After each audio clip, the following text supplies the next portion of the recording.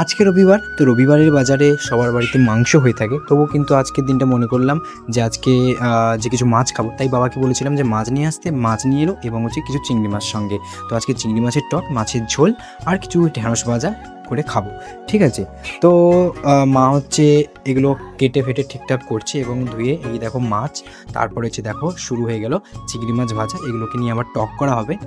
চিংড়ি মাছের টক খেতে খুব ভালো লাগে, তার সঙ্গে গড়া লেবুর টক মোটামুটি। তারপরে সবজি বলতে সবজি দিয়ে জাস্ট কিছু খাই না, তাই ঢেঁড়স ভাজা করছিল মা, ঠিক আছে।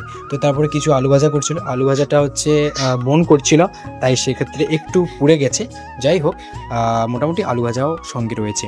তো আমাদের ফাইনালি আমাদের ঝোলটা রান্না হয়ে গেছে, ঠিক আছে। 4টে মাছ এবং মাছ, আর বাকি মাছগুলো রাত্রে খাওয়ার জন্য রেখে দিয়েছি আমরা। তো এই দেখো টক হচ্ছে, টকটা হচ্ছে গড়া লেবুর টক, যাতে চিংড়ি মাছ দিয়ে খুব খুব খেতে ভালো লাগে।